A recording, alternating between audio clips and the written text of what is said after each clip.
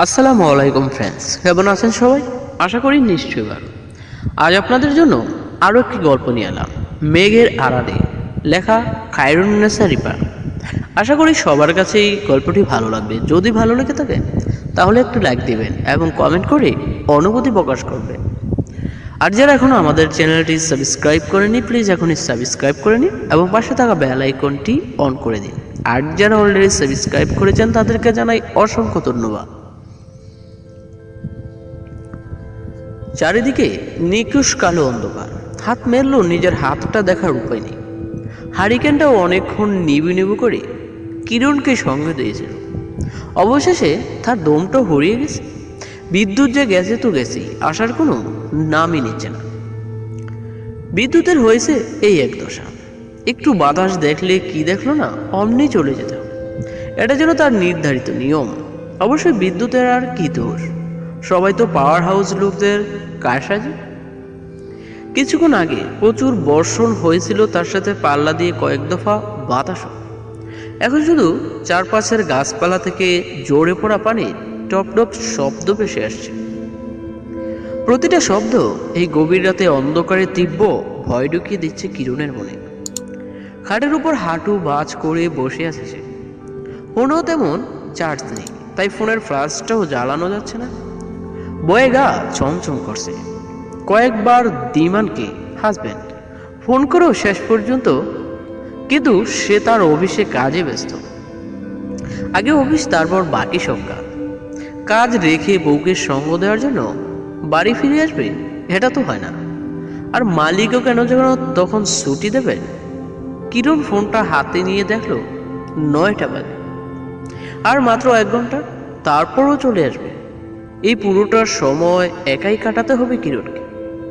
ইচ্ছে করছে বারান্দায় গিয়ে ইজি চেয়ারটা বসতে, কিন্তু ভয় তো সে এমনিতেই শিউরে আছে। মনের ভেতরে প্রবল ইচ্ছাটাকে অনিচ্ছা সত্ত্বেও চাপা দিতে হবে। অবশেষে 10টার সময় বাড়ির কাছে একটা গাছ এসে খট করে থামার শব্দ হলো। কিরণ দৌড়ে গিয়ে বারান্দায় দরজাটা হল। দিমান সব সময় রিকশায় করে আছে। গাড়ি কেনার মতো অত টাকা এখন হয়নি তাই রিকশাতে যাতায়াত করা হয়। গাড়ি থেকে একটা সুন্দরী মেয়ে বেরিয়ে আসলো। পরিবল্ল বোধ হয় কম হবে, জিন্স টপে আর ছোট্ট ছোট্ট চুলে মেয়েটাকে বেশ স্মার্ট লাগে। বেশ পরিপাটিভাবে নিজেকে উপস্থাপন করেছে।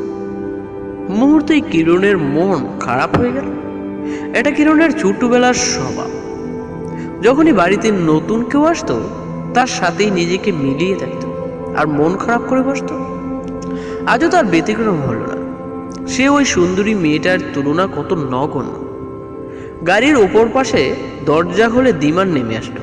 এসেই মেয়েটাকে হাত বাড়িয়ে জড়িয়ে ধরল। গভীরভাবে সেই সুশ্রী রমণীর ওষ্ঠধর সংস্পর্শ করল। কিরণ শুধু নির্বাক চিত্তে সবটা অবলোকন করল। বারান্দার দরজা আটকে সিঁড়ি বেয়ে নিচে নামলো। কিরণ অবাক করে দিল, কারেন্টটাও চলে আসলো। কলিং বেল বাজার আগেই কিরণ দরজা খুলে দিল। দিমান আর সেই সুন্দরী মেয়েটা কিরণকে দেখে মিষ্টি করে হাসল। কিরণও প্রতিদানে মিষ্টি করে হাসতে বলল না, হাই হ্যালো বলে মেয়েটার সাথে পরিচয় করে নিল। দিমান পরিচয় করিয়ে দিল, মেয়েটার নাম বিপাশা। বলিউডের নায়িকা বিপাশার থেকেও কম সুন্দর না। মেয়েটা দিমানের অফিসের কলিগ। মৃদু যতটা সময় মেয়েটার পাশাপাশি ছিল, সারাটা সময় মুগ্ধ দৃষ্টিতে মেয়েটার দিকে তাকিয়েছিল। এত সৌন্দর্য, এত রূপ, যেন সৃষ্টিকর্তা নিজ হাতে তাকে গড়িয়েছে। সত্যি চোখ দাঁড়িয়ে যায়। সেক্ষেত্রে দিমানের চোখ দাঁড়িয়ে যাওয়াটা অসম্ভব কিছু না। কিরণ আবার একটু মিষ্টি করে হাসলো। সবার অলক্ষ্যে দিমান কিরণকে ডেকে বেডরুমে নিয়ে আসলো। হুট করে ওই মেয়েটাকে যেভাবে জড়িয়ে ধরেছিল, ঠিক একইভাবে কিরণকে বাহুডোরে জড়িয়ে নিল। ঠিক একইভাবে ঠোঁট গভীরভাবে চুমুও করল। শুধু পার্থক্য একটাই, কিরণ আর মেয়েটা একজন নয়, সম্পূর্ণ দুইজন ভিন্ন প্রকৃতির মানুষ। কিরণ কখনোই ওসব জিন্স টপ পরেনি। বরাবর সালোয়ার আর শাড়ির মধ্যেই তার রুচিগুলো সীমাবদ্ধ। দিমানের এই কাজের প্রতিদানে কিরণ শুধু মিষ্টি করে হাসল, তবে ভেতরটায় শুধু হু হু করে শব্দ হলো, যেটা দিমানের কান অবধি পৌঁছালো না। অবশ্যই শব্দগুলা সবার কানে পৌঁছে যায় না, কারণ অপর মানুষটা হয়তো সেই শব্দ কানে নেওয়ার মতো সময়ই পায় না। কিরু, ফ্রিজে কি আছে? কিরণ বলল, আস্তে একটা মুরগি আছে, আর গরুর মাংস, আর রূপচাঁদা মাছ। কিরণের স্বামী বলল, প্লিজ তাড়াতাড়ি কিছু রান্নার ব্যবস্থা করো। তোমাকে আগেই জানাতে চেয়েছিলাম, কিন্তু তুমি বলেছিলে লোডশেডিং হয়েছে, তাই আর কিছু জানালাম না। আর বিপাশাকে আনতেই চাইনি, বেশ বড় লোক বাড়ির মেয়ে, তার যে দেশে নিজের যোগ্যতা কিছু করবে, তাই এই জবে জয়েন করা। এখন আজকে হুট করে আবদার করলো আমাদের বাসায় আসবে, আর আমিও না করতে পারিনি। শোনো, যেমন তেমন খাওয়ালে তো আর হবে না, মোটামুটি একটু ভালো তো ডিজার্ভ করি। শোনো, তুমি রোস্ট করো, আর গরুর মাংস ভুনা আর মাছ ভুনা করো, এটুকু হলেই আপাতত চলবে। মাই সুইট বউ, একটু কষ্ট করো প্লিজ। কিরণ আবারও দিমানের দিকে তাকিয়ে মিষ্টি করে হাসল, আলতো করে দিমানের নাকটা টেনে দিয়ে বলল, যথাজ্ঞা জাহাপনা। দিমান কিরণকে কাছে টেনে নিয়ে নিজের কপালে কপাল ঠেকিয়ে বলল, এজন্যই তো তোমার এতগুলো ভালোবাসি। কিরণ বিষণ্ণ মনে শুধু একটু আওড় করল, ভালোবাসা? রান্না বরাবরই খুব এক্সপার্ট কিরণ, কখনো রান্না করে এসে হাত পড়েনি। বাবার বাড়ি থেকে ভালো করে রান্না এত করেই ফেলেছে সে। বাড়ির বড় মেয়ে বলে কথা, অভাব অনাটনের সংসার, নুন আনতে পান্তা পোড়ার অবস্থা, ঘরে উপার্জন করার মতো কেউ ছিল না। কিরণের বাবাই ছিলেন একমাত্র উপার্জনক্ষম ব্যক্তি, কিন্তু তিনিও প্যারালাইসিস হয়ে ঘরে বসে পড়েছিলেন। কিরণের মা সারাক্ষণই দানাই পানাই করতেন, মানুষের বাড়িতে এটা ওটা টুকিটাকি কাজ করে দিতেন। বাবাকে সামলানো, ছোট ভাই বোন সামলানো, বলতে গেলে পুরো ঘর দৌড় একাই সবটা সামলাতো কিরণ। আজ প্রথমবার সব এলোমেলো লাগছে, বারবার হাতের ফ্রাই প্যানের সেকা লাগছে, সব যেন উল্টো পাল্টা করছে। কি না যে প্রতিদিন কার চেয়ে ভালো রান্না করতে হবে তাকে। আজ বাড়িতে গেস্ট এসেছে বলে কথা। দিমান তো দৈনিক কিরণের রান্নায় প্রেমে পড়ে, প্রতি বেলায় হাত চেটে পুটে খায়, আর সবশেষে একটাই ডায়লগ দেয়, আহ কিরু অমৃত অমৃত। কিরণ তখন ঠোঁটের কোণে প্রশস্ত একটা হাসির রেখা টেনে বলে, আমি তো জানি অমৃত মিষ্টি হয়, কিন্তু তরকারিটা তো ঝাল ছিল। দিমান বলল, তোমার হাতের সবই যেন মিষ্টি ভরপুর, বিশ্বাস করো এখনো মুখে মিষ্টি লেগেই আছে। কিরণ কখনো উচ্চস্বরে হাসে না, তার হাসি মানে ঠোঁট জোড়া কিঞ্চিত ফাঁকা করে ছোট্ট একটা মিষ্টি হাসি, যে হাসির প্রেমে বারবার মরতে রাজি দিমান। কিন্তু আজ নীরু তার প্রিয় রান্নাটাই যেন ভুলে গেছে। তার প্রিয় রান্নাটা যেন আজ বড্ড বিষাদ লাগছে। খাবার না হয় বিষাদ হয়, তাই বলে রান্না করাটাও কি বিষাদ? সত্যি ব্যাপারটা বেশ অদ্ভুত না? রোস্ট করতে গিয়ে চিনির জায়গায় ভুলে লবণ দিয়ে ফেলেছিল, প্রায় পরক্ষণেই টের পেল এটা চিনির কৌটা নয়, লবণের কৌটা। কিরণ মনকে স্থির করলো, এত অশান্ত মনে আর যাই হোক রান্না করা যাবে না, এক হাতে পুরোটা সামলে নিতে হবে। আর ঠিক সেই মতো একটু একটু করে ধীরে সুস্থে এগুতে লাগলো সে। রান্না শেষ করে জটপট পুরো ডাইনিং টেবিলে সাজিয়ে ফেলল।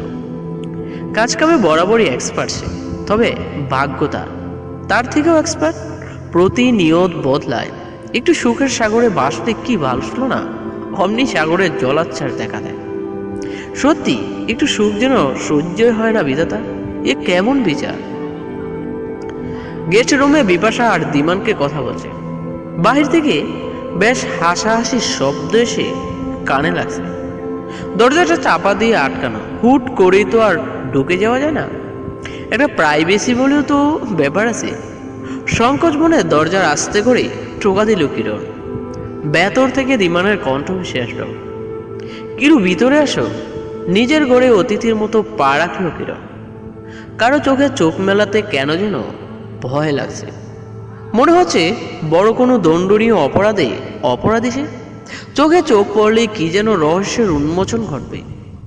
মাথা নিচু করে দিমানের উদ্দেশ্যে বলল, খেতে চলো, রান্না শেষ। ধীমান বলল, এত তাড়াতাড়ি? কিরণ বলল, পাশ থেকেই বিপাশা হাস্যকর কণ্ঠে শোনা গেল, ধীমান, তোমার বউ তো বহুত এক্সপার্ট আছে। আমি ওসব রান্না বান্নাতে একদম জিরো। অবশ্যই মা কখন আমাকে রান্না করতে দেয় না। তার ভাষ্য মতে আমি নাকি সোনার চামচ মুখে দিয়ে জন্মিয়েছি, কখনো নাকি আমাকে রান্না করতে হবে না। কথাটা বলেই বেশ শব্দ করে হেসে উঠল বিপাশা। কিরণ নির্বিকার সেই ভয়ঙ্কর হাসির শব্দ শুনল।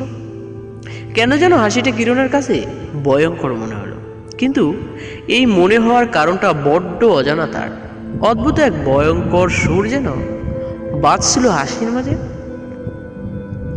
খাবার টেবিলে কিরণ সাফ করছিল, কিন্তু সিয়াম আগ বাড়িয়ে বিপাশার প্লেটে এটা ওটা তুলে দিচ্ছে, যেন কিরণ কোথাও কিছু কম দিয়েছিল সেটা ধীমান পুরো করে দিচ্ছে।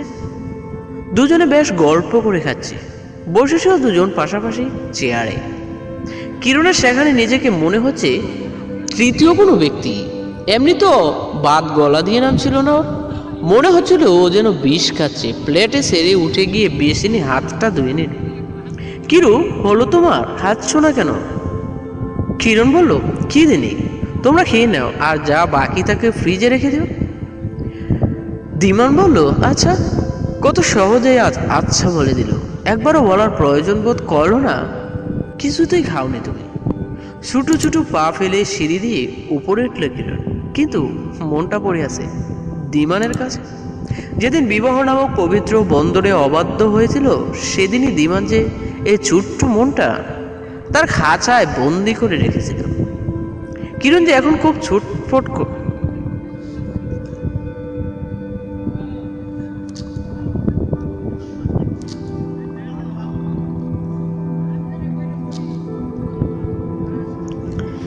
কিরণ যে এখন খুব ছটফট করছে।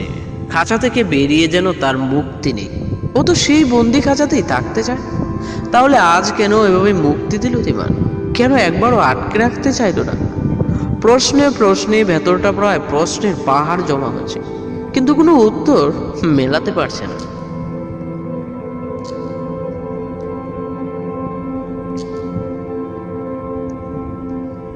সিঁড়ির শেষ প্রান্তে এসে এক দৃষ্টিতে তাকিয়ে থাকলো ডাইনিং টেবিলে বসে থাকা একজোড়া বালক বালিকার দিকে।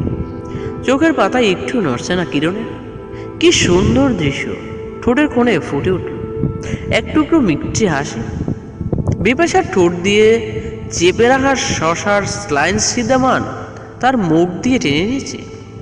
সত্যি অসাধারণ, ফ্রেমে বাঁধিয়ে রাখার মতো দৃশ্য।